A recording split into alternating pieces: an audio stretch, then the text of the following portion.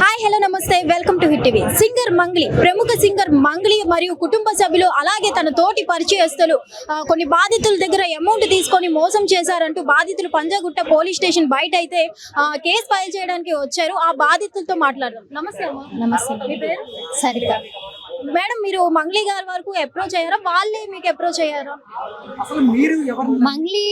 మంగ్లీ గారు మమ్మల్ని అప్రోచ్ అవ్వలేదు మేడం. మంగ్లీ గారు డైరెక్ట్ గా మీకు ఆగండి, మంగ్లీ గారు ఎవరికి డైరెక్ట్ గా అప్రోచ్ అవ్వరు. ఎందుకంటే ఆమెను ముందు పెట్టి వెనకాల ఆమె పేరు చెప్పుకొని వర్క్ చేసిరు కాబట్టి చెప్పారు మంగ్లీ ఉంది అని. మంగ్లీ తమ్ముడు ఉన్నాడు. మంగ్లీ తమ్ముడు అయితే మా కోర్ లీడర్స్ తో అందరితో పరిచయస్తుడే. అంటే మంగ్లీ తమ్ముడు మీతో పరిచయస్తుడే? మంగ్లీ తమ్ముడు నాకు పరిచయం కాదు, లేడీస్ కాదు, మా కోర్ లీడర్ వాళ్ళందరికీ పరిచయస్తుడే.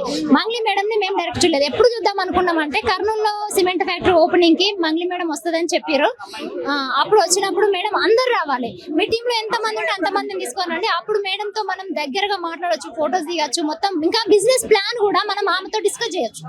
ఇవన్నీ మా కోర్ లీడర్లు మాకు చెప్పిన విషయాలు సార్. ఇప్పుడు మీరు ప్రతి ఒక్కరు అదే అడుగుతున్నారు, మంగ్లీ వచ్చి మిమ్మల్ని కలిసిందా, మంగ్లీ తమ్ముడు వచ్చి కలిసిరా అంటే ఎవరైతే ఎండీగా ఉన్నారో మధు, ఎవరైతే సీఈఓగా ఉన్నారో భరత్, వాళ్ళ అక్క శైలజ, వీళ్ళు మాకు దగ్గరగా ఉన్నారు. అంటే మేడం అనేది ఆగండి, మంగ్లీ అనే మేడము ఆమెని వెనకాల బ్యాక్గ్రౌండ్ వర్క్ చేస్తుందని చెప్పారు కానీ ఆమెను మాకు తీసుకురాలేదు.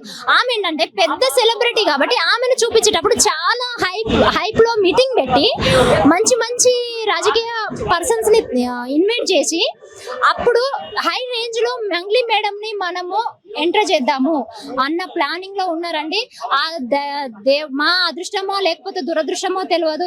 ఈ మధ్యలోనే ఆ మధు అనే పర్సన్ కి కేసు అవ్వడం, అతను వెళ్ళిపోవడము, బిజినెస్ అనేది అక్కడ స్టక్ అవ్వడము, మాకు వచ్చే ఇన్కమ్ ఆగిపోవడము, చేసే బిజినెస్ ఆగిపోవడము, ఇప్పుడు ఇంట్లో చేయడానికి రూపాయి లేకుండా మేము ఇప్పుడు రోడ్డున పడడం జరిగింది. అంటే ఇప్పుడు మధు గారికి ఎలాంటి సంబంధం లేదు అంటూ నిన్న ప్రెస్ మీట్ లో మంగ్లీ గారు చెప్పడం జరిగింది.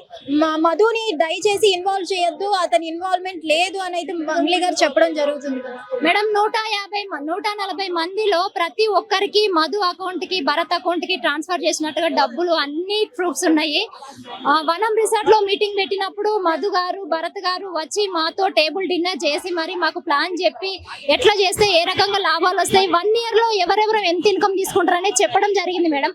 ఇప్పుడు మధు అనే పర్సన్ కి అసలు సంబంధమే లేదంటే సరే, మధు అనేటోళ్ళు ఎవరో నాకు తెలియదు అని మేడం అందంటే ఓకే కావచ్చు, కానీ మధు అనేటోనికి బిజినెస్ సంబంధం లేదంటే అది చాలా తప్పు. అంటే మేడం మీకు ఎంత ఇన్వెస్ట్ చేస్తే ఎంత లాభాలు వస్తాయని చెప్పారు వాళ్ళు? 5 lakhs ఇన్వెస్ట్మెంట్ చేస్తే ఎవ్రీ మంత్ 5% చొప్పున 25,000 ఇస్తాము అన్నారు.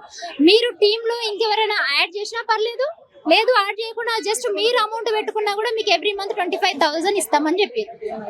మీకు ఎవ్రీ మంత్ ఇంట్రెస్ట్ ఇస్తానన్నారు కదా, ఎన్ని మంత్స్ వరకు మీకు ఇచ్చారు? నాకైతే 1 నెల వచ్చింది మేడం.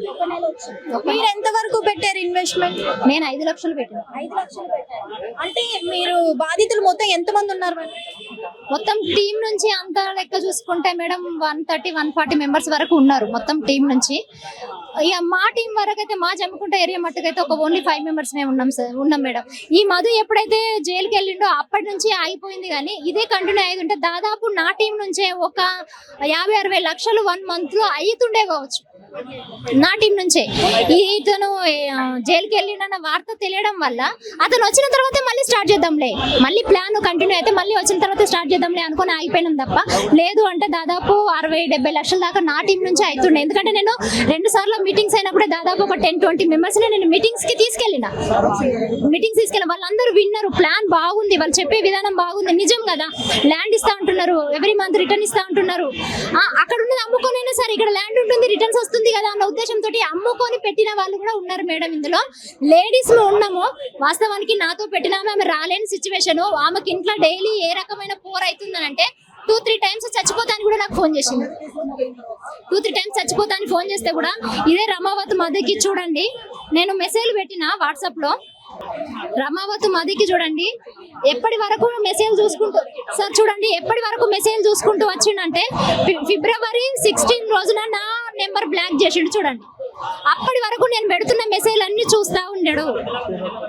ఇవన్నీ చూడండి, ఎంత ఎంత బతిమిలాడుతూ పెట్టినా తిట్టుకుంటూ పెట్టినా మధు ఇది న్యాయం కాదు. ఒక అక్క లెక్క చెప్తున్నా ఈ మాటలన్నీ చెప్పినవు, అందరి ఏడుపు తలిగించుకోకు, అందరి ఉసురు పోసుకోకు, పెళ్లి కావాల్సిన వాడివి మధు అంటే చూడండి. నేను పెట్టిన మెసేజ్ అన్ని చూడండి, కాల్స్ చేసిన ఇవన్నీ చూసిన తర్వాత ఇవన్నీ చూస్తూ లాస్ట్ లో ఫిబ్రవరి 16th రోజున నా నెంబర్ బ్లాక్ చేసిండు.